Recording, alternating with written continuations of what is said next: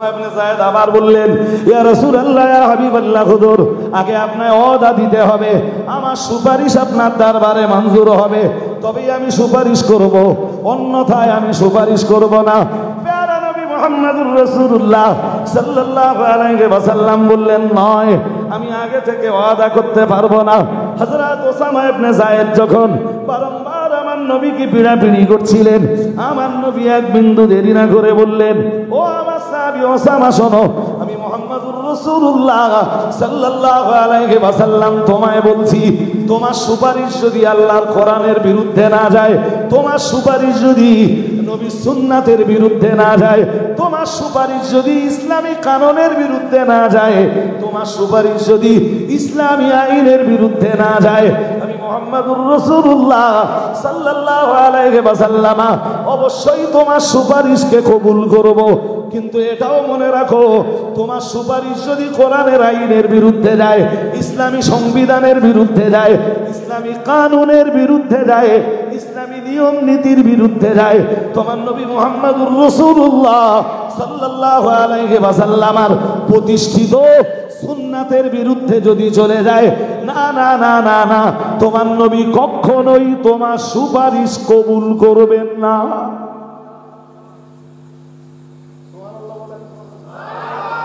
আরো আওয়াজ দিয়ে বলেন, বলো এখন কি করবা, বলে ফেলো।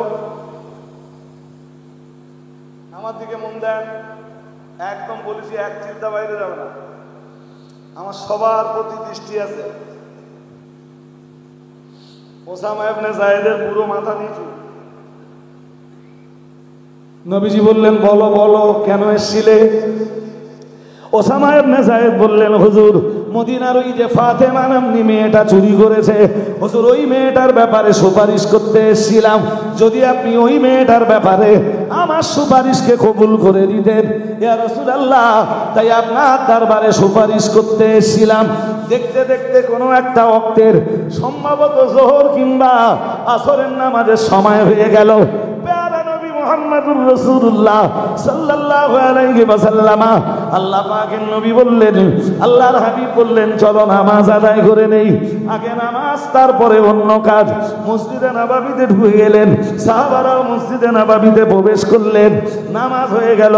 প্রিয় নবী আমার সাহাবীদের বললেন, ও সাহাবীরা, মসজিদে নববীতে নামাজের পরে সবাই বসে পড়ো।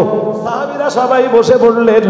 রাসূলুল্লাহ মসজিদে নববীর মেহরাবের উপরে উঠে দাঁড়ালেন, দাঁড়িয়ে বললেন, ও আমার সাহাবীরা, তোমাদের পূর্ববর্তী নবী রাসূলদের উম্মতেরা যেসব অপরাধের কারণে তারা ধ্বংস হয়েছে, তার ভিতরের একটা অপরাধ ছিল, ওদের ভিতরের কোন দুর্বল যখন কোন অন্যায় করেছে, গরিবে যখন কোন অন্যায় করেছে, শাস্তিটা 16 আনার জায়গায় 18 আনাই পেয়েছে।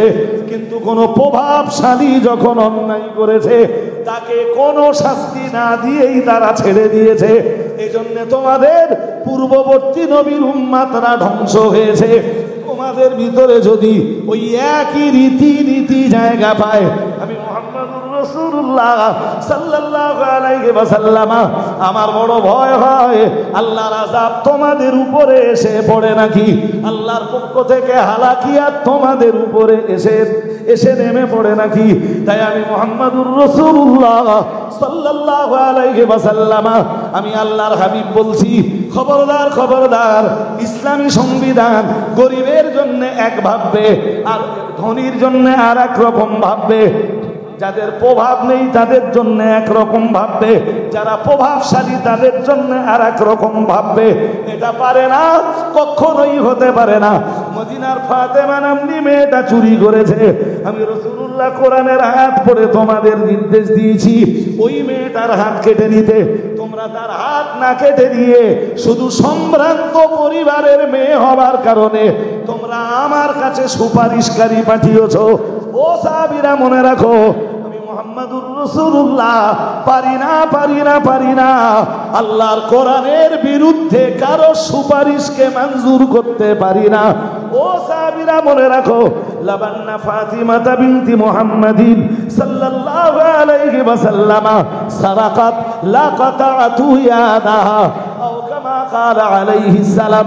আল্লাহ পাকের নবী বলেছিলেন, মদিনার ওই ফাতেমা নামনি মেয়েটা না চুরি করে যদি আমার বেটি, আমার কন্যা হযরত মুহাম্মদ সাল্লাল্লাহু আলাইহি ওয়াসাল্লামের বেটি ফাতেমা যদি চুরি করতেন, আমি বিশ্বনবী আমার ফাতেমার শাস্তি দেওয়ার জন্য তোমাদের কাউকে না ডেকে লাকাতাতু ইয়াদাহা, আমি নিজে হাতে আমার ফাতেমার হাতটা কেটে দিতাম।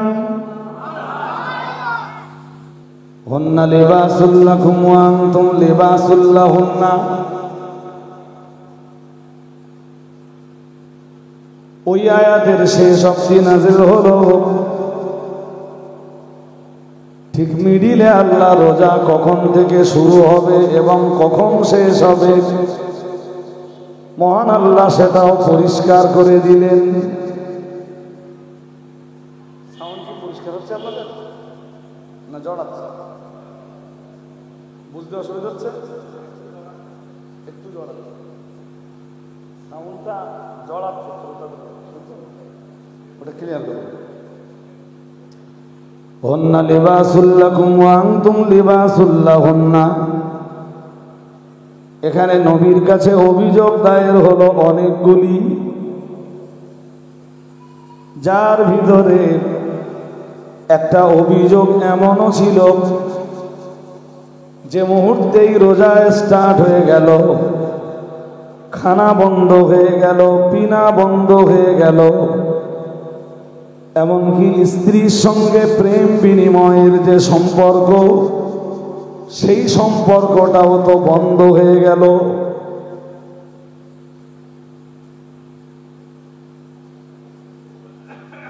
যেটা রোজার স্টার্টিং পয়েন্ট থেকে এন্ডিং পয়েন্ট পর্যন্ত আজও শরিয়াতে মুহাম্মাদিতে হারাম।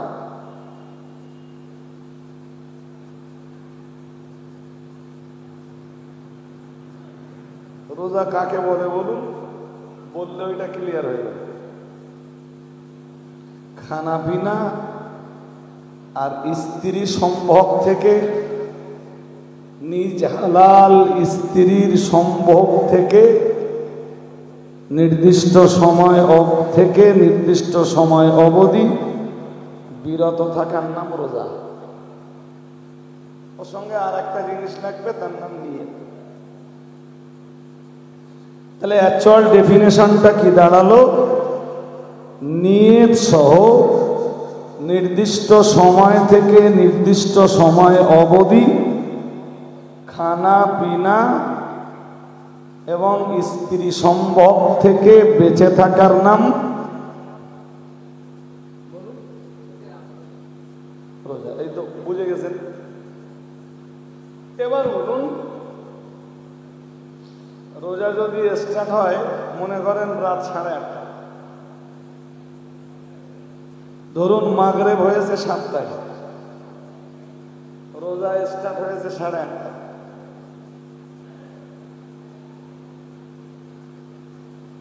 যেসব সাহাবীরা এমনি খুব বেশি পরিশ্রমী ছিলেন, কর্মঠ ছিলেন, এই লম্বা সময় রোজা রাখা এক তাদের জন্য ছিল কষ্টকর। 2, এই ঘটনায় বহু সাহাবী ডিসব্যালেন্স হয়ে যাচ্ছিলেন।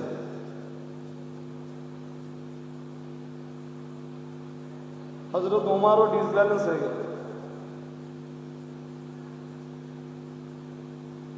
তাফসীরে এবং হাদিসের ব্যাখ্যায় পরিষ্কার উল্লেখ হয়েছে যে ওমরের মতো সাহাবীও ডিসব্যালেন্স হয়ে গেলেন। রাসূলের কাছে একে একে অভিযোগ জানাতে শুরু করলেন।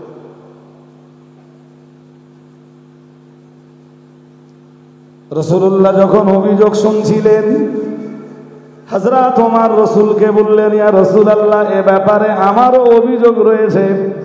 হুজুর, আমি আমার স্ত্রীর ব্যাপারে ডিসব্যালেন্স হয়ে গেছি। রাসূলুল্লাহ একটু মুচকি হাসলেন, হেসে বললেন, ওমর তুমিও?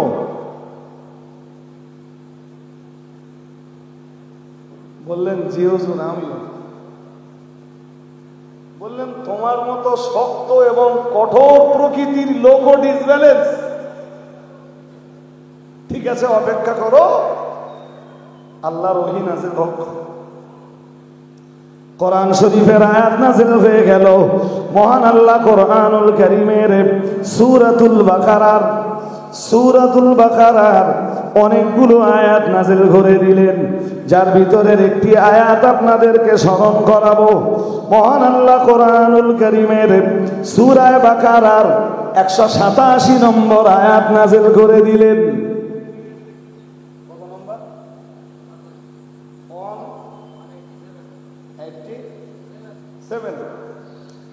সূরা বাকারায় রোজার বিধান নাযিল হয়েছে 183 নম্বর আয়াতে। 183, 184, 185, 186, 187 পর পর 5খানা আয়াতে আল্লাহ শুধু রোজা সংক্রান্ত বিষয় নিয়ে আলোচনা করেছেন। সুবহানাল্লাহ, আর একটু আওয়াজ দিয়ে বলা গেল না? যে আলোচনাগুলোর অধিকাংশটাই আমরা অধিকাংশ মুসলিম রোজা রাখি, অথচ খবর রাখি না যে রোজার ব্যাপারে কোরআন কি বলেছে, কোরআনের বক্তব্য কি। একজন রোজাদারে খবর রাখবে না, এটা ইম্পসিবল, অসম্ভব, হতে পারে না।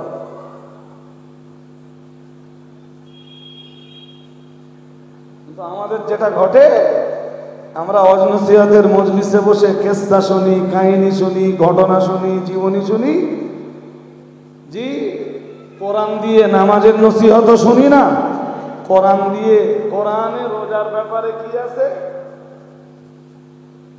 এই আমি যে কথাগুলো বলছি বহু মানুষ জানতেন না।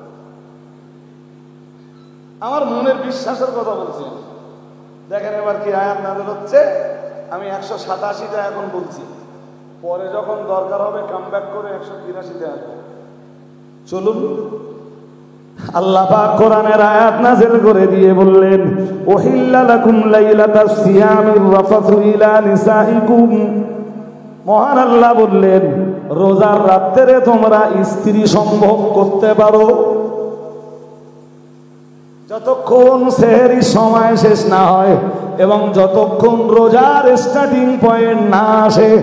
মহান আল্লাহ বললেন, ততক্ষণ তোমরা তোমাদের স্ত্রীদের সাথে প্রেম বিনিময় করতে পারো। তবে যে মুহূর্তেই রোজার স্টার্টিং পয়েন্ট শুরু হয়, মহান আল্লাহ বললেন, তখন থেকে তোমরা তোমাদের স্ত্রীদের থেকে বিরত থাকো। এরপরে আল্লাহ এক দুরন্ত কথা বললেন। মহান আল্লাহ আবার বললেন, হুন্না লিবাসুল লাকুম ওয়া আনতুম লিবাসুল লাহুন্না।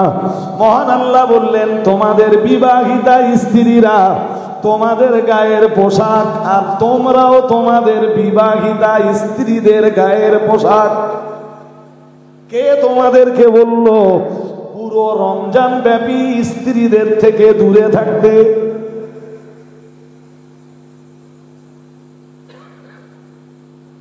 কিন্তু রোজার নতুন কি বিধান দিচ্ছেন আল্লাহ, সেটা মুসলমানদের কাছে তখনও স্পষ্ট হলো না।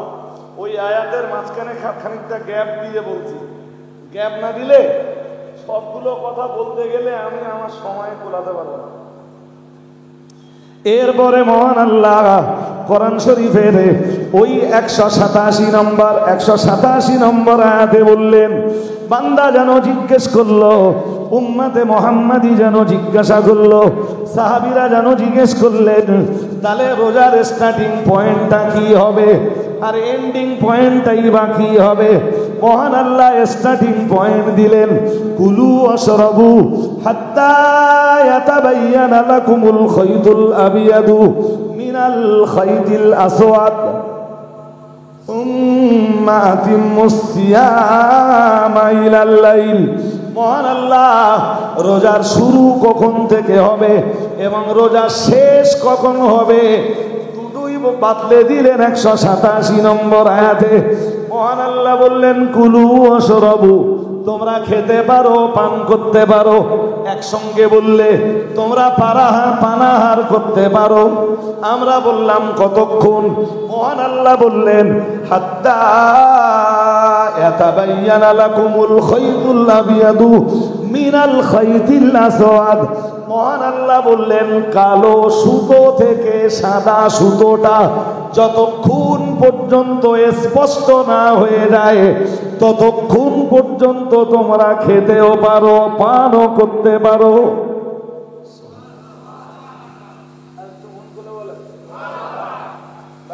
এই আয়াত আবার আর এক মারাত্মক আয়াত। এই যে আল্লাহ বললেন কালো সুতো থেকে সাদা সুতোটা যতক্ষণ আলাদা না হয় ততক্ষণ খেতেও পারো। রাসূল আয়াত শুনিয়ে দিলেন, বললেন শোনো, এই রোজার ব্যাপারে নতুন বিধান জারি হয়েছে, শোনো তো। সাহাবীরা বললেন বলুন। রাসূল আয়াত পড়ে শুনিয়ে দিলেন, সাহাবারা শুনেও দিলেন। এক সাহাবী পরের রাত্রে কি করেছে জানেন? বালিশের তলায় দুটো সুতো রেখেছে, একটা কালো আর একটা, বলেন বলেন কি কি সুতো? একটা কালো আর একটা সাদা, দুই সুতা রেখে এই খানিকটা নির্ধারমগ্ন হচ্ছে, মানে খানিকক্ষণ ঘুমিয়ে নিচ্ছে। যে ঘুম ভেঙে যাচ্ছে বালিশ সুতো দেখতে না, আলাদা করা যাচ্ছে না। সারা রাত এইভাবে কেটে গেল। সাহাবী বিষয়টা কিছুই বুঝলেন না। মসজিদে নববীতে ফজরের আযান হয়ে গেল। হযরত বেলাল রাদিয়াল্লাহু তাআলা আনহু মসজিদে নববীতে ফজরের আযান হেঁকে দিলেন। ও মুসলমান বাবাজিরা, মনে রাখুন, আল্লাহর নবীর ওই সাহাবীও অন্যান্য সাহাবীদের মতো মসজিদে নববীতে ফজরের নামাজের জন্য এলেন। নামাজ শেষ হয়ে গেল, মসজিদে নববীতে জামাত কমপ্লিট হয়ে গেল। সাহাবী আস্তে আস্তে আমার নবীর কাছে এলেন। আসসালাতু আসসালামু আলাইকা ইয়া রাসূলুল্লাহ, আসসালাতু আসসালামু আলাইকা ইয়া হাবিবাল্লাহ। নবী আমার সালামের জবাব দিলেন। আল্লাহ পাকের নবী সাহাবী বললেন, ইয়া রাসূলুল্লাহ, ওই যে কাল আপনি আয়াতটা শোনালেন রোজার স্টার্টিং পয়েন্টের ব্যাপারে, ইয়া রাসূলুল্লাহ, ইয়া হাবিবাল্লাহ, হুজুর ওই আয়াত অনুযায়ী আমি বাড়িতে যে একটা সাদা সুতা আর একটা কালো সুতা আমার বালিশের তলায় নিলাম। ইয়া রাসূলুল্লাহ, ইয়া হাবিবাল্লাহ, হুজুর বালিশ মাঝে মাঝে উঁচু করে দেখছিলাম কিন্তু আমি আলাদা করতে পারছিলাম না হুজুর। মসজিদে নববীতে ফজরের আযান হয়ে গেল, হুজুর বিষয়টা তো আমি কিছুই বুঝলাম না। রোজা কখন থেকে শুরু হবে হুজুর, আমি তো বিষয়টা এখনো বুঝতে পারলাম না। নবী আমার মুচকি একটু হাসলেন, হেসে বললেন, তুমি তো তামাম দুনিয়াটাই তোমার বালিশের তলায় জায়গা করে দিয়েছো। এক তো সাহাবী বুঝতে পারেননি, তাতে রাসূলুল্লাহ মুচকি হেসেছেন। আবার রাসূলুল্লাহ বললেন, তামাম দুনিয়াটাই তো তুমি তোমার বালিশের তলায় জায়গা দিয়েছো। ও ভাইরা আমার, মনে রাখুন, যে কারণে রসুলের ওই সাহাবী কষ্ট না নিয়ে, বেদনা না নিয়ে, এরপরেও রাসূলুল্লাহর প্রতি আনুগত্যতা প্রকাশ করে রসুলকে জিজ্ঞালেন, ইয়া রাসূলুল্লাহ, বিষয়টা আপনি বুঝিয়ে দেন। রসুল বললেন, কালো সুতোর মর্ম হলো রাতের আধার, আর সাদা সুতোর ব্যাখ্যা হলো দিনের আলো। মন খুলে বলেন। এখন তো ঘড়ির সাথে আমরা টাইম সেট আপ করে নিয়েছি, কিন্তু এই আয়াত যেদিন নাযিল হচ্ছে সেদিন ঘড়ির জন্ম হয়েছে। এত আস্তে বলছেন কেন? আমার সাথে কথা বলা যাবে না? এত স্লো কেন আপনারা? আমি ওয়াজ করবো কেন? হ্যাঁ, আমি তো সবে শুরু করেছি, আমার কাছে এখনো অনেক কথাই শুনতে হবে। আর যেই কথাগুলো শুনবেন আপনারা আমার কাছে, জি, হয়তো আমি সব কথা যে নতুন কথা বলবো তা না, কিছু কথা আপনাদের জানা কথা বলবো, কিছু কথা আপনাদের অজানা কথা বলবো। এই জানা অজানার মিশ্রণে আমরা নতুন কিছু শিখবো ইনশাল্লাহ। বলুন হ্যাঁ, আপনাদের মুখ বন্ধ করে রাখলে হবে। এখানে এখন আপনারা বসেছেন, অনেকে আছেন বাপ বেটা, অনেকে আছেন চাচা ভাতিজা, জি, বাট ইন্নামাল মুমিনুনা ইখওয়াতুন। এখন আমরা সবাই ভাই ভাই। কিসের ভাই? আসতে বলেন, আবার শুয়ে আসতে বলেন।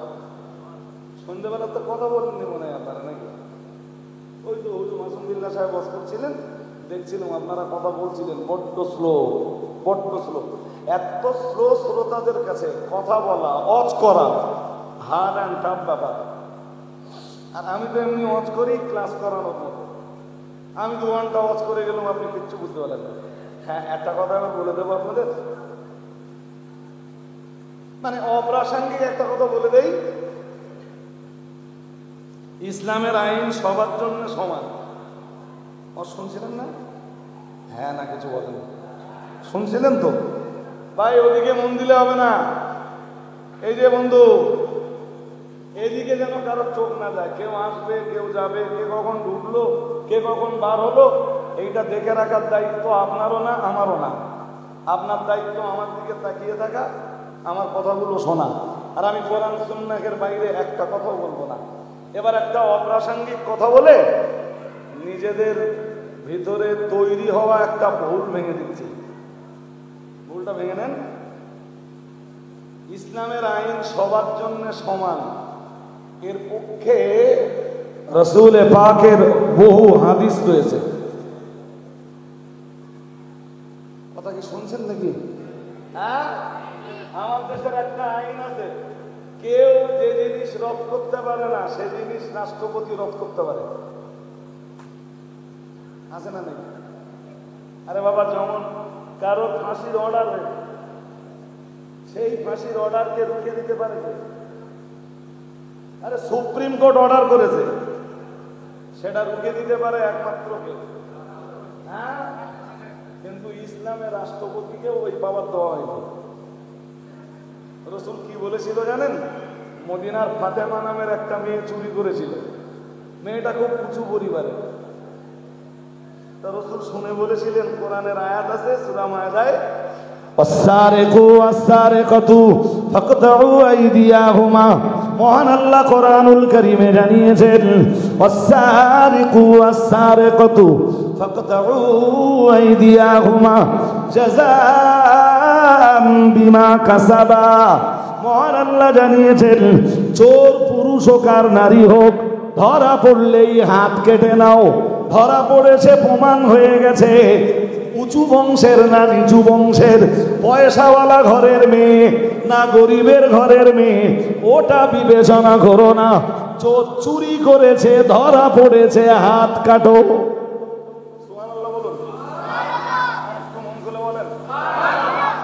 এই বিধান যদি আমার দেশে প্রয়োগ করা হয়, সবার আগে হাত যাবে আমার দেশের প্রভাবশালী আর পয়সাওয়ালাদের। ভুল হয়ে যাচ্ছে আমার? হ্যাঁ, যদি ভুল না বলে থাকি। আরে বাবা, অধিকাংশ বলেছি, সবাইকে তো বলিনি। সবার আগে হাত যাবে অধিকাংশ প্রভাবশালী আর পয়সাওয়ালাদের। হিসাব করে দেখুন, যে পরিমাণ চুরি নিচু লেভেল থেকে নিয়ে একদম লোয়ার লেভেল থেকে নিয়ে হায়ার লেভেল পর্যন্ত। আমি ব্যাখ্যা করছি না, শুধু একটা কথা আপনাদের ধরিয়ে দেব। মদিনার ফাতেমা নামনি মেয়েটা চুরি করেছে, তো রাসূল বললেন, ও যে পরিবারের মেয়েই হোক, হাত কাটো। সাহাবারা ভাবতে শুরু করেছেন, তাই তো, সেই তো, যদিও তবুও উঁচু বংশের মেয়ে, আর মেয়েটার হাত কাটতে মেয়েটার কন্ডিশন কি হবে? সাহাবারা নিজেরা আলোচনা, সমালোচনা, পর্যালোচনা অনেক কিছু করে সিদ্ধান্ত নিয়েছেন রাসূলের কাছে পাঠানো হোক। রাসূল হাত কাটার বিধান উল্টো করে, হাত কাটার বিধান তুলে নিয়ে যদি অন্য কোনো বিধান আরোপ করেন, সেটাই ওই মেয়েটার জন্য ভালো হবে। কিন্তু কে যাবে? কেউ আসে না, কেউ সাহস পায় না। শেষমেশ একটা বাচ্চা ছেলেকে পাঠিয়েছে, সে রাসূলের খুব আপনজন, ওসামা ইবনে যায়েদ, যায়েদের বেটা ওসামা। যায়েদ ছিল রাসূলের পোষা ছেলে, শুনছেন নাকি? তার ছেলের নাম ওসামা, তারে পাঠিয়েছে যাতে রাসূল সুপারিশটা করবে। ওসামা ইবনে যায়েদ রাসূলের কাছে এসে বললেন, ইয়া রাসূলুল্লাহ, সালাম কালাম করে বললেন, ওদের একটা সুপারিশ নিয়ে এসেছিলাম। নবীজি বললেন, কি যে সুপারিশ, বলে ফেলো। হুজুর, বলে তো ফেলবো, কিন্তু আমার সুপারিশ কি কবুল হবে? নবীজি বললেন, বলো কি যে সুপারিশ? বলে, হুজুর, আপনাকে আগে ওয়াদা করতে হবে আপনি আমার সুপারিশ কবুল করবেন। নবীজি বললেন, নয়, আগে বলো, বুঝে দেখি, কবুল করার মতো হলে তোমার নবী অবশ্যই কবুল করবেন। ওসামা ইবনে যায়েদ আবার বললেন, ইয়া রাসূলুল্লাহ, ইয়া হাবিবাল্লাহ, হুজুর, আগে আপনাকে ওয়াদা দিতে হবে আমার সুপারিশ আপনার দরবারে মঞ্জুর হবে, তবেই আমি সুপারিশ করব, অন্যথায় আমি সুপারিশ করব না। প্যারা নবী মুহাম্মদুর রাসূলুল্লাহ সাল্লাল্লাহু আলাইহি ওয়াসাল্লাম বললেন, নয়, আমি আগে থেকে ওয়াদা করতে পারবো না। হযরত ওসামা ইবনে যায়েদ যখন বারংবার আমার নবীকে পিড়াপিড়ি করছিলেন, আমার নবী এক বিন্দু দেরি না করে বললেন, ও আমার সাহাবী ওসামা, শোনো, আমি মুহাম্মদুর রাসূলুল্লাহ সাল্লাল্লাহু আলাইহি ওয়াসাল্লাম তোমায় বলছি, তোমার সুপারিশ যদি আল্লাহর কোরআনের বিরুদ্ধে না যায়, তোমার সুপারিশ যদি নবী সুন্নাতের বিরুদ্ধে না যায়, তোমার সুপারিশ যদি ইসলামী কানুনের বিরুদ্ধে না যায়, তোমার সুপারিশ যদি ইসলামী আইনের বিরুদ্ধে না যায়, আমি মুহাম্মদুর রাসূলুল্লাহ সাল্লাল্লাহু আলাইহি ওয়াসাল্লাম অবশ্যই তোমার সুপারিশকে কবুল করব। কিন্তু এটাও মনে রাখো, তোমার সুপারিশ যদি কোরআনের আইনের বিরুদ্ধে যায়, ইসলামী সংবিধানের বিরুদ্ধে যায়, ইসলামী কানুনের বিরুদ্ধে যায়, ইসলামী নিয়ম নীতির বিরুদ্ধে যায়, তোমার নবী মুহাম্মদুর রাসূলুল্লাহ সাল্লাল্লাহু আলাইহি ওয়াসাল্লামের প্রতিষ্ঠিত সুন্নাতের বিরুদ্ধে যদি চলে যায়, না না না না না, তোমার নবী কখনোই তোমার সুপারিশ কবুল করবেন না।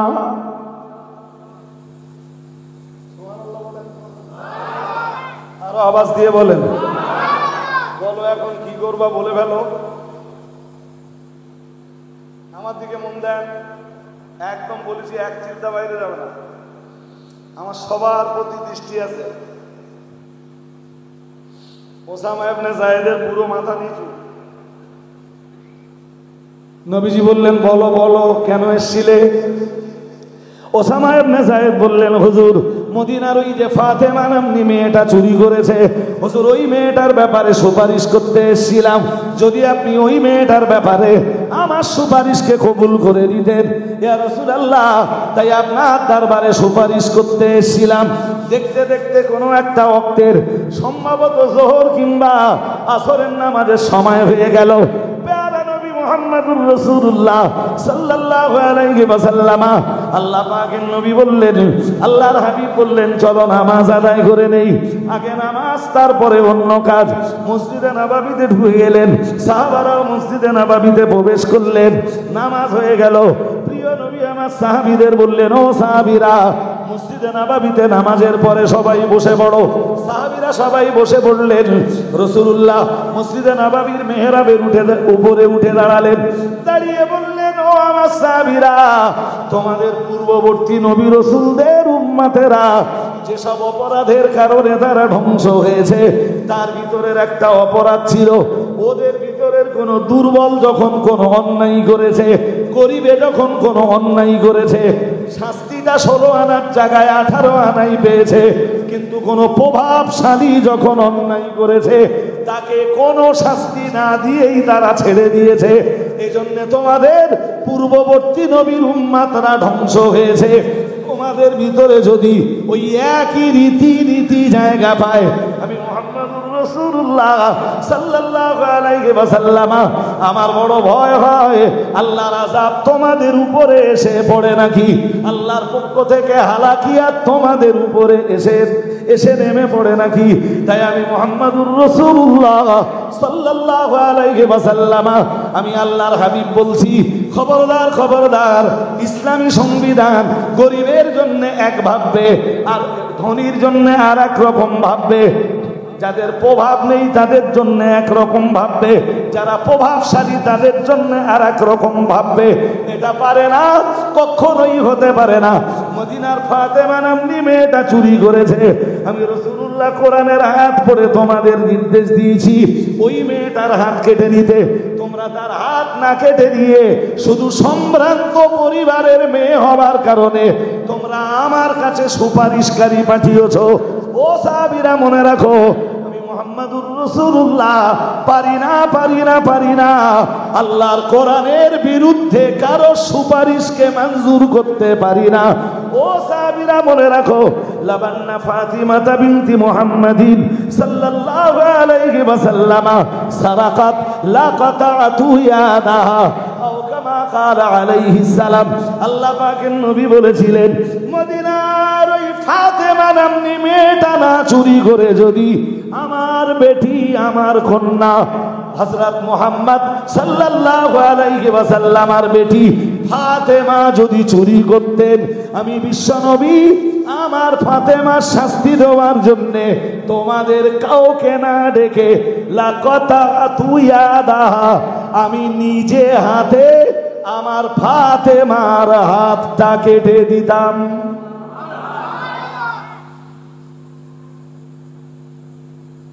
বুঝতে অসুবিধা হয়? এটা হাদিস। এটা কি বলেন? এটা এক দুরন্ত পর্যায়ের হাদিস। যদিও হাদিসটা আর একটু ব্যাখ্যা করে বিশ্লেষণ করে বললে আরো লম্বা হতো। আমি লম্বা করে আপনাদের বলতে যাচ্ছি না। তো আপনারা আমার আমার আগের হুজুরের কাছে, পীরজাদা মাসুম বিল্লাহ সাহেব হুজুরের কাছে আমি ওনাকে শত শ্রদ্ধা জানিয়েই বলছি। আপনারা শুনছিলেন না হযরত ওমরের ছেলে অপরাধটা কি করেছিল? জোর করে বলেন, আমি শুনতে পাইনি। মদ খেয়েছিল। কতবার মারতে হবে? কতবার মারতে মারতে মরে গেল? 30 বার বাকি আছে না? কি হবে? বেশ, কবরে মারতে হবে। এ দ্বারা আমরা কি বুঝলাম? ইসলামী আইন সবার জন্য। এটা বুঝলুম তো? বুঝলুম।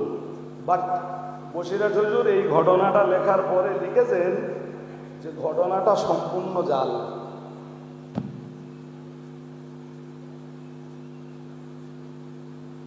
কথা ক্লিয়ার হয়েছে? হ্যাঁ না কথা বলতে হবে। কে লিখেছেন? এবং তা হযরত ওমরের ওই ছেলের নামও লিখেছেন, তার নাম আবু শামা। এতটা লেখার পরে হুজুর লিখছেন ঘটনাটা পুরো। আগে ঘটনাটা লিখে নিয়েছেন, লিখে নেওয়ার পরে লিখেছেন কি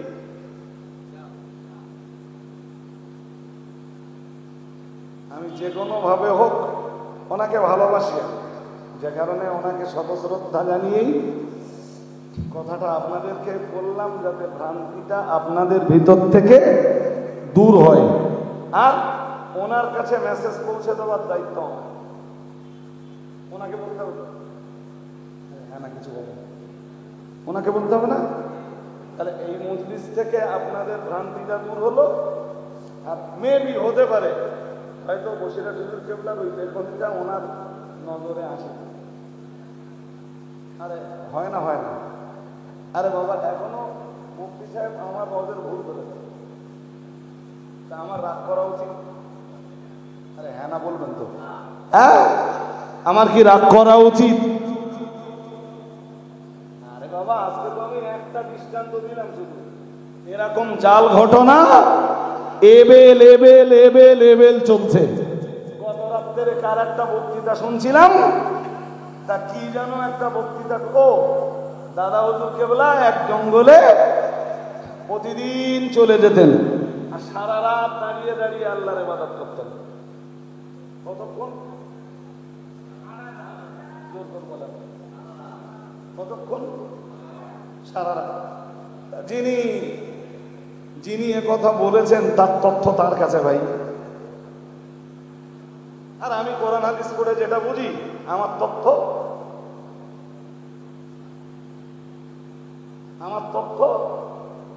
আমার কাছে। বাকি আল্লাহ সবাইকে সবুজ দান করুন, বলুন আমিন।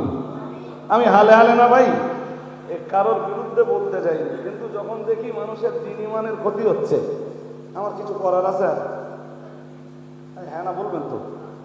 এমন একটা ঘটনায় জনগণ সুবহানাল্লাহতে বাড়ি গেল, আদৌ যেই ঘটনাটা সত্যি নয়।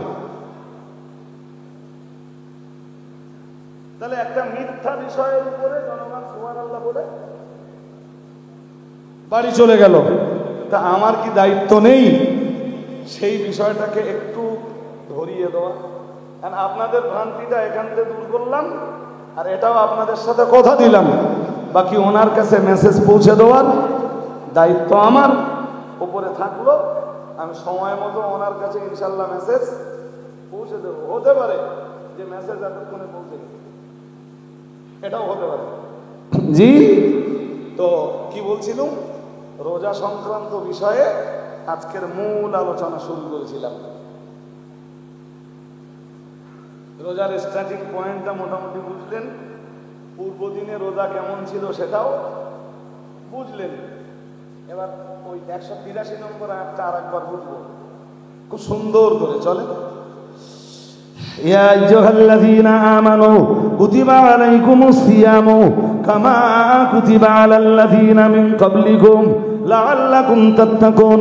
মহান আল্লাহ জানিয়েছেন, ইয়া আইয়ুহাল্লাযীনা আমানু, হে দুনিয়ার ঈমানওয়ালা মানুষের দল, আমি আল্লাহ পাক তোমাদেরকে বলছি, তোমরা যারা ঈমান এনেছো, পরকালকে যারা বিশ্বাস করেছো, আল্লাহকে বিশ্বাস করেছো, রসুলকে বিশ্বাস করেছো, পরকালকে বিশ্বাস করেছো, ফেরেশতাদেরকে বিশ্বাস করেছো, আসমানি কিতাবগুলোকে বিশ্বাস করেছো, আমি আল্লাহ পাক রব্বুল আলামিন তোমাদেরকে বলছি, আমি আল্লাহ বলছি, তোমরা যারা তাকদীর বিশ্বাস করেছো, তোমাদের জন্য আবার একটা বিধান দিচ্ছি।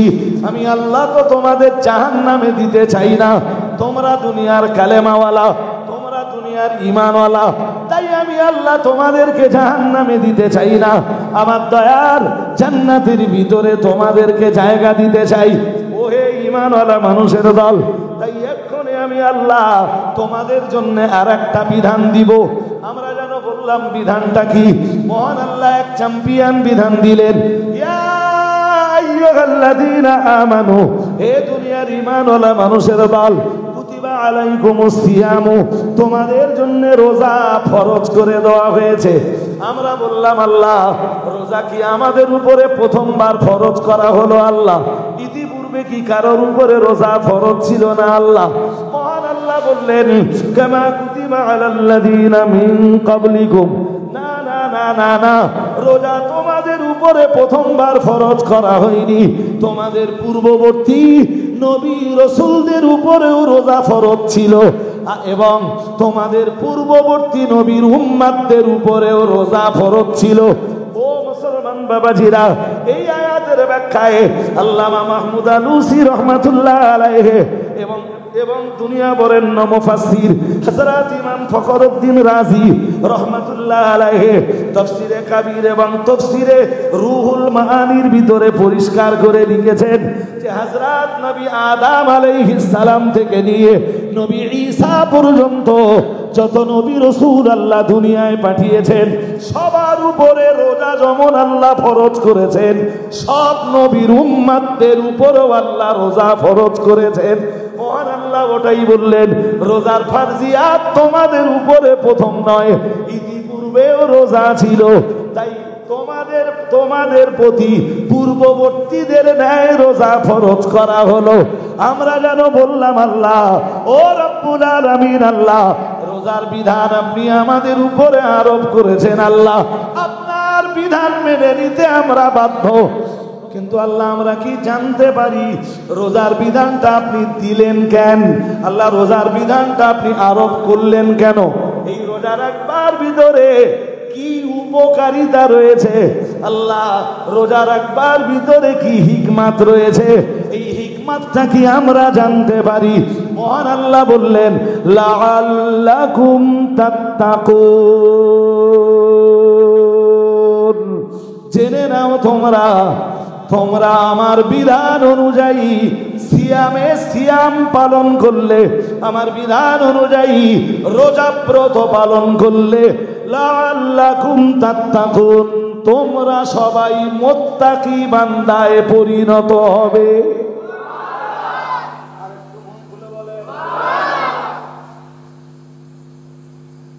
খুব মন দিয়ে শুনতে হবে। মুত্তাকি বান্দা তারাই হয় যারা তাকওয়া করে। শুনছেন নাকি? হ্যাঁ, আর এবার বলুন রোজার সাথে তাকওয়ার সম্পর্ক।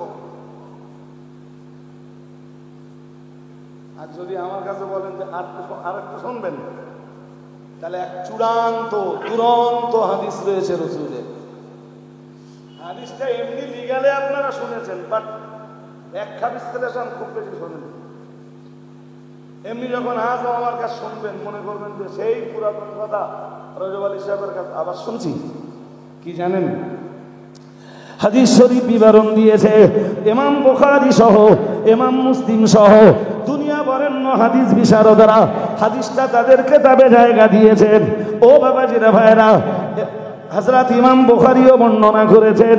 প্যারা নবী মুহাম্মদুর রাসূলুল্লাহ সাল্লাল্লাহু আলাইহি ওয়াসাল্লাম জানিয়েছেন, বুনিয়াল ইসলামু আলা খামসিন শাহাদাতি আল্লা ইলাহা ইল্লাল্লাহ ওয়া ইকামিস সালাতি ওয়া ইতাইজ যাকাতি ওয়া সাওমি রমাদান ওয়াল হজ্জ আও কামা ক্বালা আলাইহিস সালাম। রাসূলুল্লাহ জানিয়েছেন ইসলাম দাঁড়িয়ে আছে 5টি খুঁটির উপর। সুবহানাল্লাহ। আরেকটু মন খুলে। আচ্ছা, 5টা খুঁটি কি কি আপনারা কেউ বলতে পারবেন? হ্যাঁ না একটু বলুন। পারবেন? একজন একটু বলে ফেলুন জোর করে দেখি।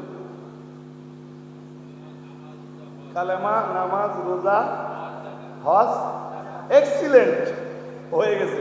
তাহলে আপনাদের জানা কথা আমি আজকে কেন বলতে গেলাম? আমার মাথা কাজ করে না। জি, আচ্ছা, এই পর্যন্ত মনে রেখে এবার বলেন, একটা প্রশ্ন করি ওই হাদিসের উপরে, ছোট্ট একটা প্রশ্ন। আপনাদের জানা না থাকতে পারে, আবার থাকতেও পারে, হয়তো ঝাপসা হয়ে গেছে। আচ্ছা, যাকাত কোন ধরনের ইবাদত? কোন টাইপের ইবাদত যাকাত? আপনাদের আরেকটু পরিষ্কার করে দিচ্ছি অ্যানসারটা দেওয়ার জন্য। দেহের ইবাদত না অর্থের ইবাদত? জোরে বলেন। এক্সিলেন্ট, অর্থের ইবাদত। আচ্ছা, হজ কোন ধরনের ইবাদত?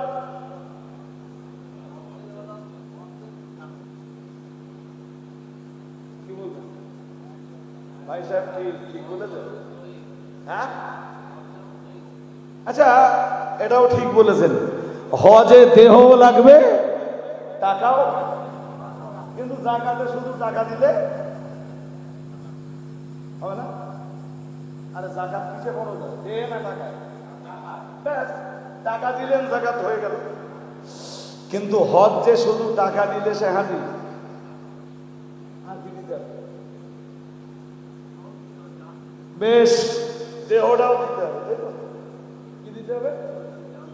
একদম লব্বাইক আল্লাহুম্মা লব্বাইক লব্বাইক লা শারীকা লাকা লব্বাইক ইন্নাল হামদা ওয়ান নি'মাতা লাকা ওয়াল মুলক লা শারীকা লাক। রাইট? কি বলতে হবে? আল্লাহ আমি হাজির, আমি। তাহলে টাকাও দিতে হবে, দেহ। বলুন বলুন। আচ্ছা, এইরকম আর একটা ইবাদতের কথা বলেন দিন, যেখানে টাকাও দিতে হয়, প্রয়োজন হলে দেহ।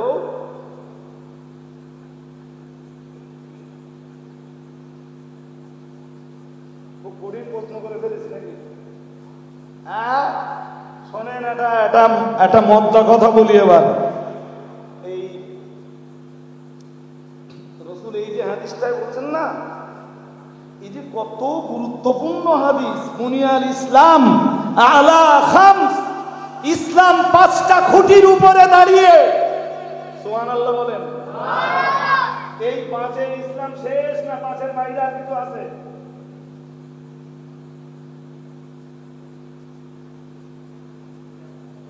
হয়নি ক্লিয়ার? বলছি 5-এর ভিতরে ইসলাম শেষ না 5-এর বাইরে কিছু আছে?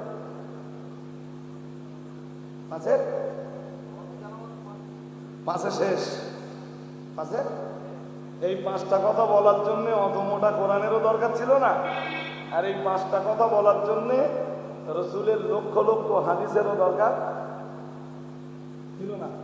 কি বলতুম যে পাঁচের বাইরেও ইসলামের কিছু, বলুন বলুন, তাহলে নবী কেন বললেন পাঁচটা কোটির উপরে ইসলাম? বিষয়টা হলো এই পাঁচের বাইরে আর যা কিছু আছে রসুল সব ওই পাঁচের ভিতরে ঢুকিয়ে দিয়েছেন। সবাই বলতে পারেন পাঁচের বাইরে ইসলামের বহু কিছু আছে, সেগুলো রসুল সব পাঁচের ভিতরে। ওই যে জিজ্ঞেস করছিলাম দেহ দিতে হয়, অর্থ দিতে হয়, ওই রকম এবাদত, ওই রকম একটা এবাদত হলো হজ, আর একটা এবাদতের নাম বলুন, আপনারা বলতে পারতেছিলেন না। আমি বলে দেই, কাল জিহাদ। কি এখনো বুদ্ধ শুনতে আছে? জেহাদ, জেহাদ। আজও যদি জেহাদের সময় হয় আপনার টাকাও দিতে হবে, বলুন, দেহটাও, প্রয়োজনে জীবনও।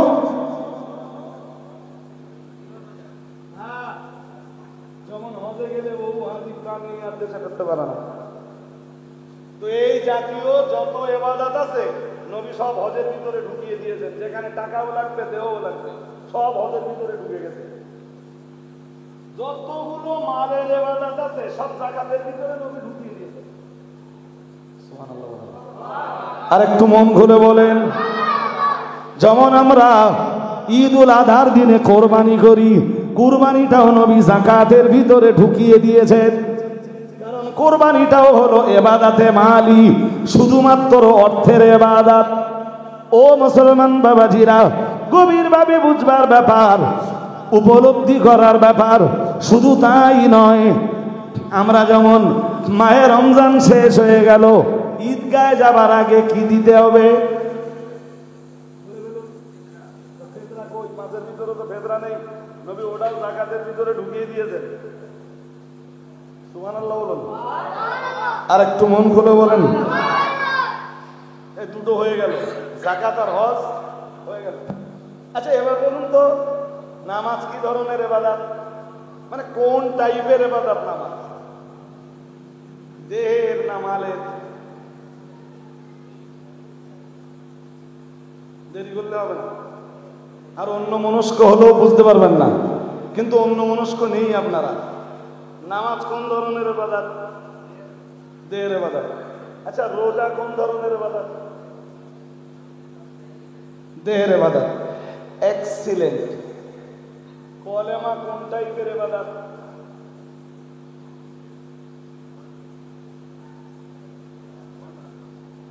শুনে নেন এবার। কালেমার সম্পর্ক কলবের সাথে, ইয়ের সাথে।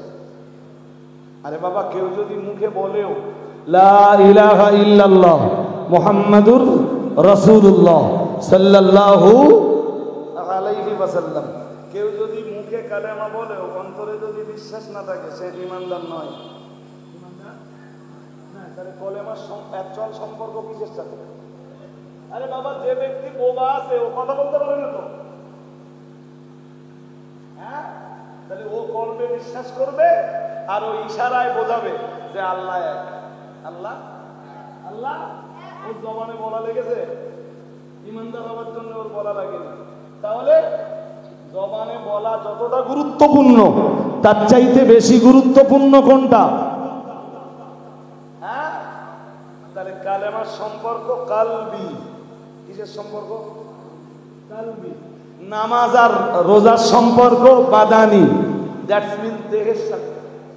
হজের সম্পর্ক শুধু মালের সাথে, যাকাতের সম্পর্ক মালের সাথেও দেহের সাথে। এবার একটা আরো কঠিন কথা বলবো। এবার বলবেন, এই যার সম্পর্ক কলবের সাথে সেটা একটা, যার সম্পর্ক শুধু মালের সাথে সেটাও একটা, ওই পাঁচের ভিতরে সেটাও একটা। যার সম্পর্ক মালের সাথে এবং দেহের সাথে সেটাও একটা। কিন্তু যে ইবাদতের সম্পর্ক দেহের সাথে, নবী এই পাঁচের ভিতরে ওই রকম দুইটা ইবাদতের কথা বললেন কেন?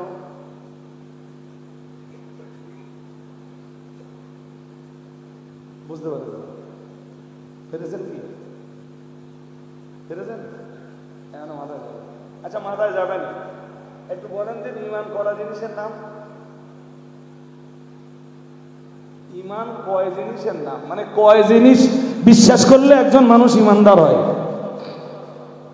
বলে বলুন।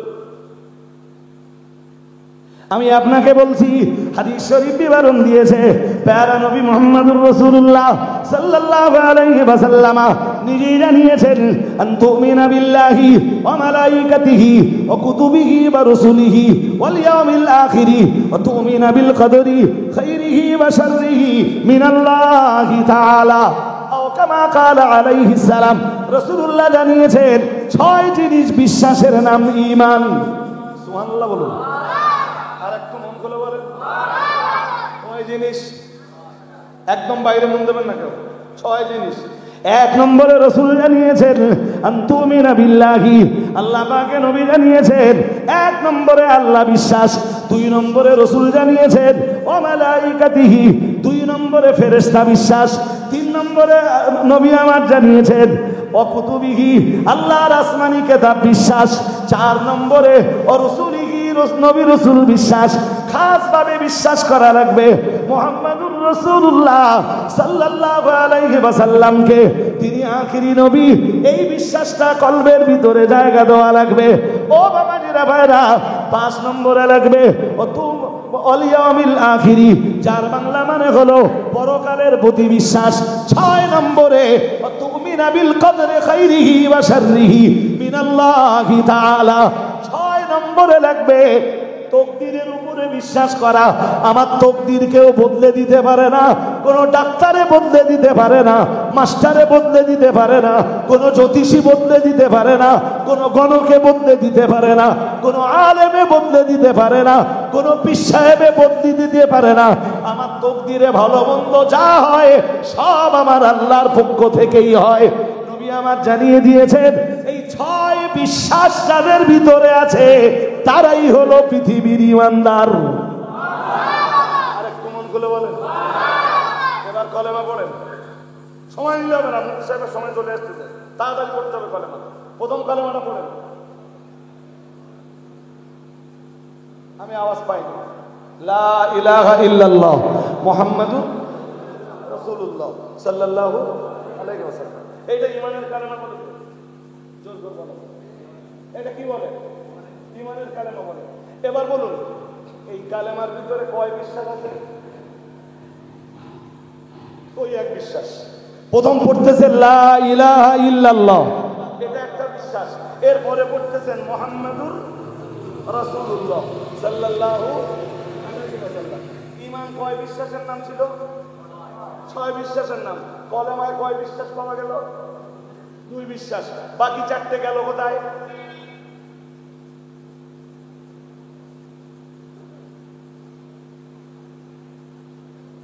ইসলামের 5টা খুঁটির ভিতরে নবী প্রথমেই 1 নম্বরে কালেমাটা দিলেন, তাই তো? 1 নম্বর। আরে ইসলামের পঞ্চস্তম্ভের 5 খুঁটির 1 নম্বরে নবী কি দিলেন? লা ইলাহা ইল্লাল্লাহ মুহাম্মাদুর রাসূলুল্লাহ সাল্লাল্লাহু আলাইহি ওয়াসাল্লাম। কয় বিশ্বাস পাওয়া গেল? 2 বিশ্বাস। কয় বিশ্বাস? ঈমান কয় বিশ্বাসের নাম ছিল? 6 বিশ্বাস। বাকি 4টে গেল কোথায়? বাকি 4টে রাসূলুল্লাহ ওই মূল 2টার ভিতরে ঢুকিয়ে দিয়েছেন। সুবহানাল্লাহ বলেন। আরেকটু মন খুলে বলেন। যেমন নবীজি যাকাতের ভিতরে কোরবানি ঢুকিয়ে দিয়েছেন, যাকাতের ভিতরে ফিতরা ঢুকিয়ে দিয়েছেন, হজ্জের ভিতরে জিহাদ ঢুকিয়ে দিয়েছেন, ঠিক অনুরূপ ভাবে ঈমানের বাকি 4টি বিষয়ে কলেমার ভিতরে রাসূলুল্লাহ ঢুকিয়ে দিয়েছেন। সুবহানাল্লাহ বলেন। আরো একটু মন খুলে বলেন। এবার ভাবলে বুঝতে পারবেন। এবার বলেন, ইসলামের প্রথম খুঁটি কালেমা, তাই তো? কলেমার সম্পর্ক কলবের সাথে, কিসের সাথে? 5 এর ভিতরে কলবের সাথে সম্পর্কিত বিষয় একটা। মালের সাথে সম্পর্কিত বিষয় একটা, তাই তো? যাকাত। যাকাত নবী তো 5-এর ভিতরে যাকাত আনতেছেন। জি, এরপরে রাসূল করিম সাল্লাল্লাহু আলাইহি ওয়াসাল্লাম যে ইবাদতের সম্পর্ক মালের সাথেও দেহের সাথেও, সেটাও আনতেছেন কয়টা? বলুন বলুন। একটা, হজ। না এখনো বুঝতে অসুবিধা হচ্ছে? দেহের ইবাদত নবী 2টা আনতেছেন কেন? 5-এর ভিতরে দেহের ইবাদত তো একটার কথা বলে দিয়ে রসুল ছেড়ে দিতে পারতেন। এর জবাবটা দিচ্ছি। এর জবাবটা দেওয়ার আগে আরেকটা কথা শুনে নেন। প্রত্যেকটি মানুষের শরীরে মহান আল্লাহ 2টা করে শক্তি দিয়েছেন। একটা শক্তির নাম হলো আল কুওয়াতুল মালাকিয়া, যার বাংলা মানে হলো ফেরেশতা শক্তি। মানুষের দেখে মহান আল্লাহ এই ফেরেশতা শক্তি ছাড়াও আর একটা শক্তি দিয়েছেন। ওটা আমার ভিতরেও দিয়েছেন, আপনাদের ভিতরেও দিয়েছেন, দুনিয়ার প্রত্যেকটা মানুষের ভিতরে দিয়েছেন। এক শক্তি হলো ফেরেশতা শক্তি, আর এক শক্তির নাম হলো পশু শক্তি। ও বাবাজিরা ভাইরা, আর এই মানুষের শরীরের 2 শক্তির ভিতরে টানাটুনি হয়। 2 শক্তির ভিতরে টানাটুনি হয়। যখন যে শক্তিটা জয়লাভ করে, মানুষ ঠিক পৃথিবীতে সেই ধরনের আচরণ করে। ভাই বাইরে তাকালে বুঝবেন না বাবা, খুব কঠিন একটা বিষয় আপনাদের বোঝাতে চেষ্টা করছি। যদি বোঝার চেষ্টা করেন, আমি যেখানে শুরু করেছিলাম সেখানে ফিরে যাওয়ার মতো হয়ে গেছি। জি, এই ছোট ভাই বাইরে থেকে দেখলাম না ভাই, এক চিন্তা নয়, 2টো করে শক্তি রয়েছে মানুষের দেহে। একটা শক্তির নাম ফেরেশতা শক্তি, আর এক শক্তির নাম পশু শক্তি। এই ফেরেশতা শক্তি আর পশু শক্তির ভিতরে টানাটুনি হয়। আমার দিকে দেখে, যে শক্তি যখন জিতে যায়, মানুষের আচরণ তখন ওই রকম হয়। কারোর ভিতরে পশু শক্তি যখন প্রবল হয়, পশু শক্তি যখন জিতে যায়, মানুষ তখন পশুর মতো আচরণ করে। আর আমরা ওই আচরণ দেখে বলি, কি বলি? আমরা বলি এ শালা মানুষ না তো। কথা কি শুনছেন নাকি? আমরা কি বলি? এ মানুষ না তো। ধরুন শালাটা বলা আমার একটু বেশি হয়ে গেছে, কিন্তু বাঙালিরা ইউজ করে এটা, তাই আমি ছোট্ট করে বলে ফেলেছি। আমরাই বলি এ তো মানুষ না, এর আচরণ যে পশুর মতো। দ্যাটস মিন ওর ভিতরে এখন পশুত্ব বিরাজ করছে।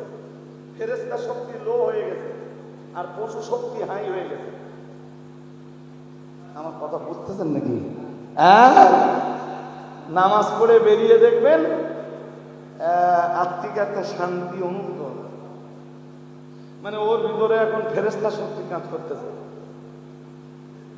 শুনছেন আমার কথা নাকি? কোন শক্তি কাজ করছে বলেন?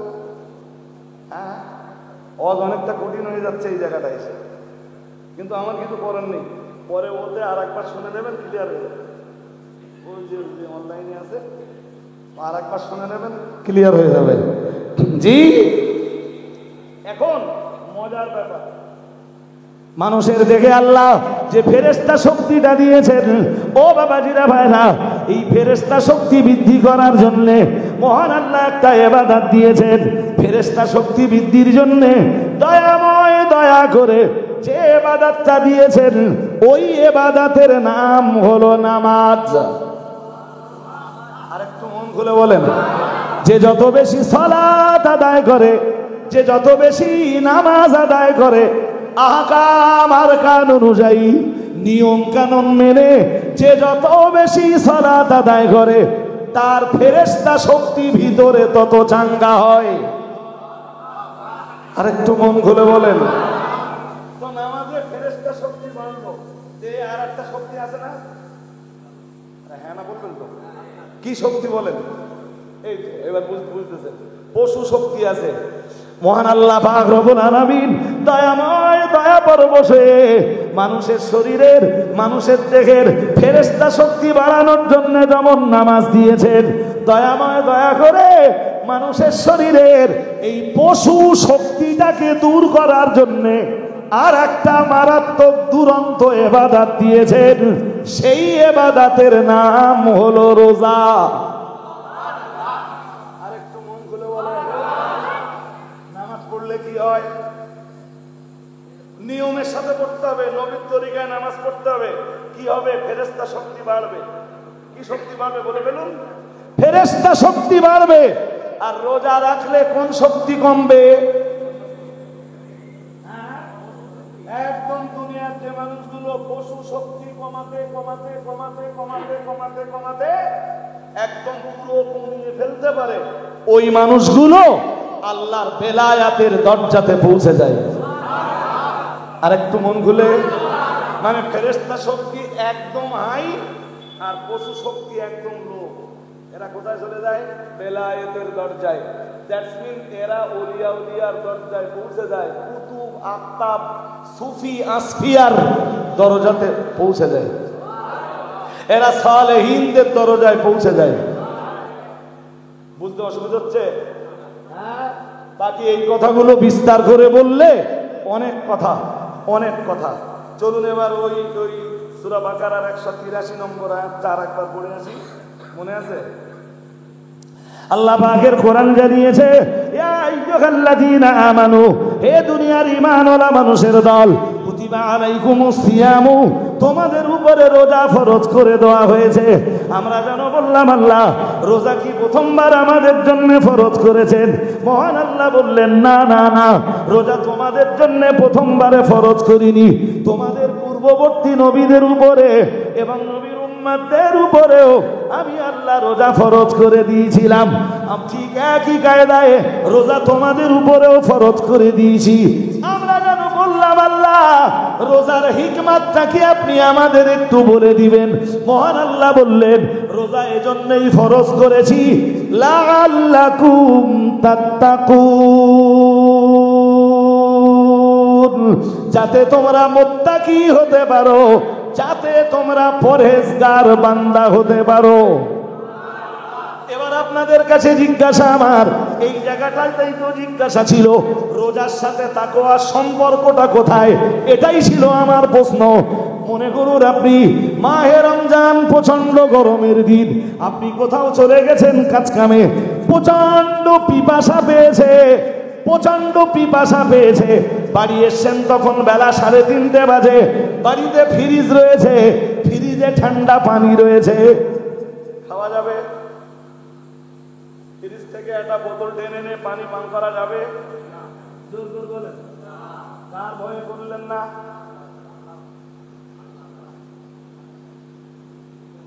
ফ্রিজতে বোতলটা টানলেন না কেন? একটু এক ঢোক মেরে নেই, এক ঢোক খেয়ে নেই, পিপাসাটা অন্তত কমুক। খেলেন না কেন? কার খুশির জন্যে? জোরে বলতে হবে, কার খুশির জন্য? আল্লাহর। কার ভয়ে খেলেন না? জোর করে বলেন। কি সুন্দর করে মহান আল্লাহ বুঝিয়ে দিলেন, শোন বান্দা, শোন বান্দা, তোর বাড়িতে ঠান্ডা পানিও রয়েছে, সে পানি তুই পান করতে পারলি না, যে আল্লাহর ভয়ে, যে আল্লাহকে খুশি রাখবার জন্যে তুই ফ্রিজের ঠান্ডা পানি পান করলি না। বান্দা বললা আমায়, সেই আল্লাহর খুশির জন্যে আর সেই আল্লাহকে ভয় করার কারণে বাকি 11টা মাস অথবা 12টা মাস তুই মদ নামীয় পানি থেকে বিরত থাকতে পারবি না কেন?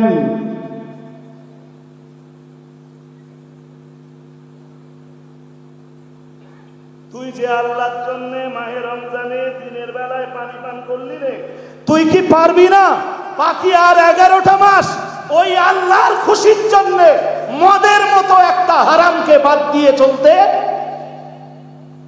রোজা রাখবি, রোজার ভিতর দিয়ে এই শিক্ষাটা নিবি। সুবহানাল্লাহ বলেন। ব্যাস, রোজা রাখবি, রোজার ভিতর দিয়ে শিক্ষাটা নিবি, তুই আমার এক তাকওয়া অবলম্বী মুত্তাকি বান্দায় পরিণত হয়ে যাবে। বুঝতে অসুবিধা হচ্ছে? হ্যাঁ, সারাদিন রোজা রেখেছে, সন্ধ্যাবেলা মদ খাইতেছে, রোজার হক আদায় হয়েছে। হ্যাঁ, তুমি দিনের বেলা এই পানিটা খেলে না কেন? ফ্রিজে ঠান্ডা পানি ছিল, তাকে খুশি করার জন্য খাওনি, অথবা কার ভয়ে খাওনি? তো সেই আল্লাহর ভয়ে তুমি মদ ত্যাগ করতে পারো না কেন? তাহলে রোজা থেকে তুমি শিক্ষাটা কি নিলে?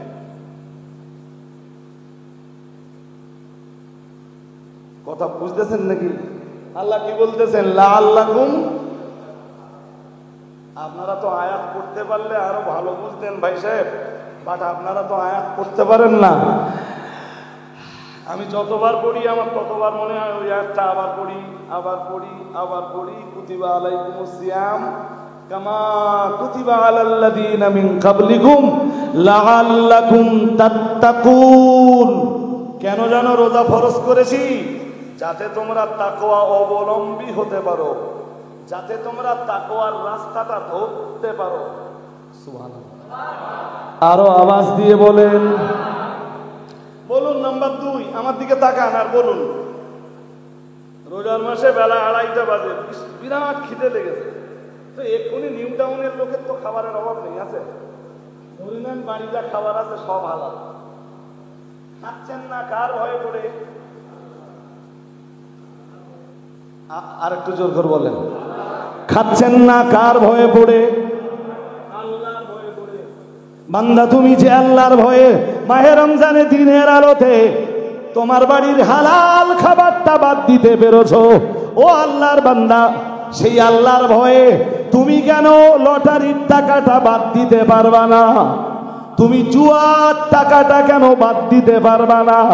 সেই আল্লাহর ভয়ে তুমি কেন ঘুষের টাকাটা নেওয়া বন্ধ করতে পারবা না?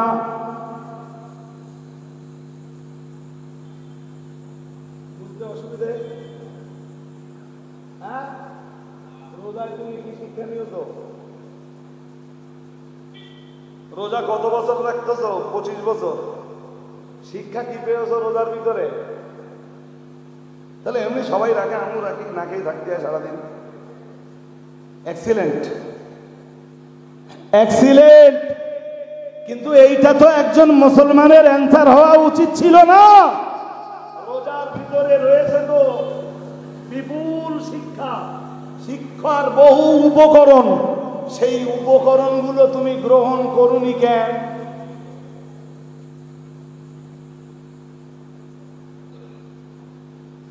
কোরআন শরীফের, চলুন আরো এক ধাপ এগিয়ে যাই।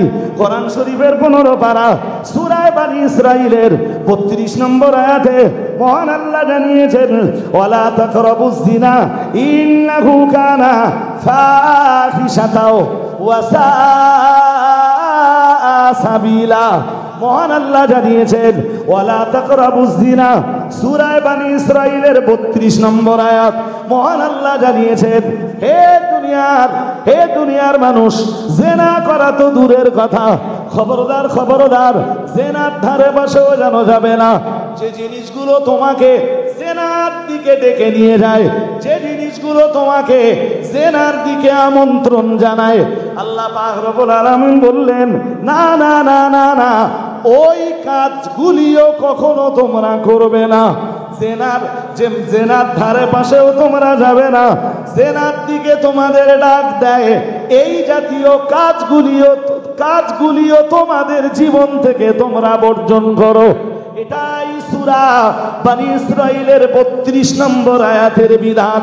মহান আল্লাহ পরেই বললেন, ওয়ালা তাকরাবুজ জিনা ইন্নাহু কানা ফাহিশাতাও ওয়া সাআ সাবিলা। মহান আল্লাহ বললেন, কারণ জেনা একটি, মহান আল্লাহ বললেন, ইন্নাহু কানা ফাহিশাতান, এটা একটা অশ্লীল কাজ, ওয়া সাআ সাবিলা, এটা একদিকে যেমন অশ্লীল কাজ, এটা যেমন চরম পর্যায়ের এক নোংরামি, ওয়া সাআ সাবিলা, এবং এটা এক নিকৃষ্ট পর্যায়ের রাস্তা, এটা এক নিকৃষ্ট পন্থা। এই নিকৃষ্ট পন্থা তোমার জীবন থেকে তুমি দূর করো। আর এই ফাহিশা কাজ, এই নিকৃষ্ট কাজ, এই নোংরামি তোমার জীবন থেকে তুমি বর্জন করো। তাহলে আল্লাহ পাক আমাদেরকে জেনা থেকে বিরত থাকতে বলেছেন, এটা তো আমাদের কাছে একেবারেই স্পষ্ট। যার সঙ্গে বলতে হয় বহু মানুষ রমজানের 1 মাস করে রোজা রাখে, অথচ জেনার মতো জঘন্য পাপের সঙ্গে সারা বছর জড়িয়ে থাকে।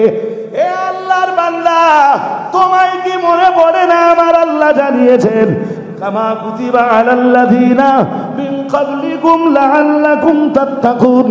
ও বান্দা, রোজা আমি এজন্যই তোমাদের জন্য ফরজ করে দিয়েছি যাতে তোমরা মুত্তাকি হতে পারো, যাতে তোমরা তাকওয়া অবলম্বী হতে পারো, যাতে তোমরা পরহেজগার হতে পারো। কিন্তু বান্দা, মাহে রমজানে আমার খুশির জন্য নিজের হালাল স্ত্রীকে তুমি নিজের থেকে দূর করে দিলে কেন? তুমি ওই মাহে রমজানের রোজা থেকে এই শিক্ষাটা নিলে না? ও বান্দা, আমার ভয়ে যদি মাহে রমজানে তোমার হালাল স্ত্রী থেকে তুমি বিরত থাকতে পারো, তাহলে সারাটা বছর কেন তুমি পর নারী আর পর স্ত্রী থেকে নিজেকে দূরে রাখতে পারবে না? বুঝতে অসুবিধা হচ্ছে? হ্যাঁ না, জোর করে বলেন। হ্যাঁ, রোজাও রাখতেছে, জেনাও করতেছে। বলুন তো, আমার দিকে তাকান, আমার দিকে তাকান। রোজা ফরজ হওয়ার যে হিকমত ছিল, সেই হিকমত কি দুনিয়ার এই মানুষগুলোর ভিতরে কাজ করছে? হ্যাঁ না, কিছু বলেন না কেন? হ্যাঁ, তুমি রোজার মাসে দিনের আলোয় হালাল স্ত্রী ত্যাগ করতে পারলে, আর সারা বছর তুমি পণ নারী থেকে নিজেকে দূরে রাখতে পারলে না। এই তোমার রোজার শিক্ষা।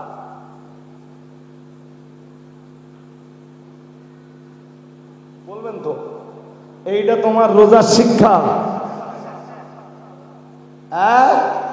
হাজিরিনে মাজলিস, মনে রাখুন, এতক্ষণ ধরে আমরা তো অনেক কথাই শুনলাম, রোজার বিধান জানলাম, রোজার হিকমতটাও জানলাম। এক্ষণে আমরা যেন আল্লাহকে প্রশ্ন করলাম, আল্লাহ, রোজা আপনি ফরজ করে দিয়েছেন, ও রব্বুল আলামিন, এটা তো বুঝলাম আল্লাহ, কিন্তু রোজা আপনি কতদিনের জন্য ফরজ করেছেন?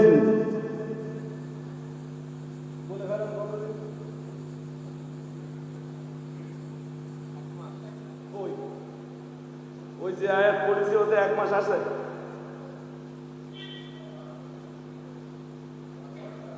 বলেন বলেন, আছে?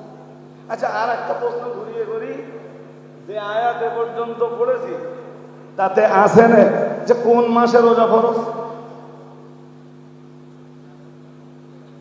আমি জানি রমজান মাসে উত্তর দেবেন। আরে এটা সহজ অ্যান্সার, রমজান মাসে। আচ্ছা, এই পর্যন্ত যে আয়াত পড়েছি ওতে রমজান মাস আছে? আমরা যেন জিজ্ঞাসা করলাম, আল্লাহ, রোজা রাখতে হবে বুঝলাম আল্লাহ, রোজার বিধান ইমানদারের জন্য শিরোধার্য আল্লাহ, ও রব্বুল আলামিন, কিন্তু আল্লাহ আপনি কি আমাদের জন্য বলে দিবেন আল্লাহ কতদিন আমরা রোজা রাখবো? মহান আল্লাহ জবাব দিয়ে বললেন, আইয়ামাম মা'দুদাতিন।